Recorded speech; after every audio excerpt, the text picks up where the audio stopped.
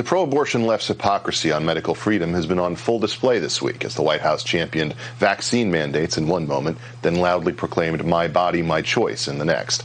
And the demographic perhaps most affected by this hypocrisy is the black community, which makes up the largest percentage of abortions in the country. Joining me now are Gloria Purvis of the Gloria Purvis podcast and Christina Bennett, spokesperson for the pro-life group Live Action. Thank you both for joining me this evening. Gloria, first to you. I know that you're someone who's very familiar with the way that this issue has played out in ways that target some of the communities who are most vulnerable to the arguments being made that you can't have a baby right now, you can't afford to take care of it, that trying to take that shortcut as a way out. What is your response to that argument when you hear it? And what do you say when you go into these communities to try to convince people who are considering abortion otherwise? First of all, killing the poor is not a solution to poverty, number one. And I hear so many arguments made for why black women need access to abortion so that they can rise up out of poverty. And that's just a lie. And I go into the community and we know, look, the black community is not some abortion-loving community, no matter how much the abortion industry tries to put a black face on their advertisements. We cherish our families. We want to have living wages to be able to support our families.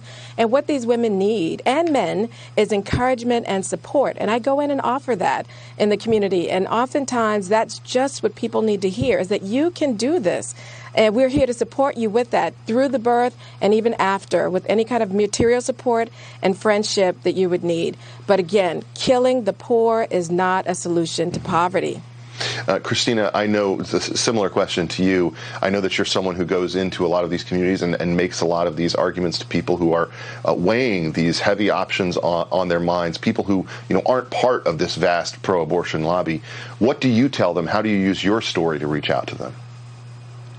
I love to tell my personal story, and my story is that my mother walked out of her abortion appointment in Hartford, Connecticut at Mount Sinai Hospital.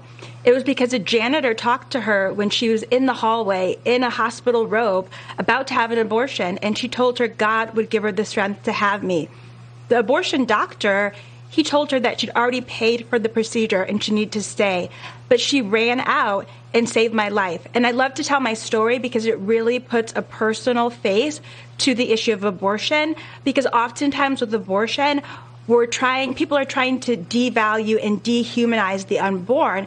And I like to tell my story so people can connect with the reality that I am a human being and I was in the womb as well. Mm-hmm. Gloria, you talked about the way that the abortion industry tries to manipulate the way people think about this.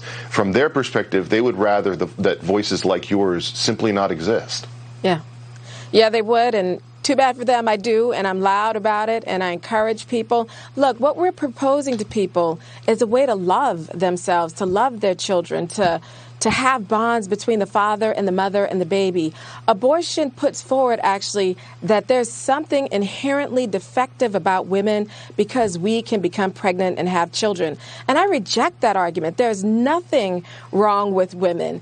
In fact, I support a woman's right to be born. And I think the more that we challenge a lot of the premises that abortion puts forward about women, I think the more that we'll see that abortion itself is very anti-woman, and it forecloses any real authentic discussion on authentic women's rights. How do we have an economy that is inclusive of women who are pregnant and mothering? How do we build businesses, education, a culture that welcomes women in all these stages of our lives, rather than foreclosing the conversation by saying, hey, you have abortion. That's your solution. That's your means to poverty. That's your means to wealth. That's your means to real justice. And it's just simply not true. Abortion teaches men that violence against women and their unborn children is okay.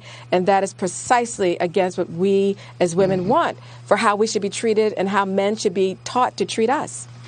Gloria and Christina, I just want to thank you both for the work that you have done. We would not be at this point culturally without voices like yours. Thank you for joining me tonight. Thank you, Ben. You're welcome. Coming up on Fox News Primetime, former NFL star Benjamin Watson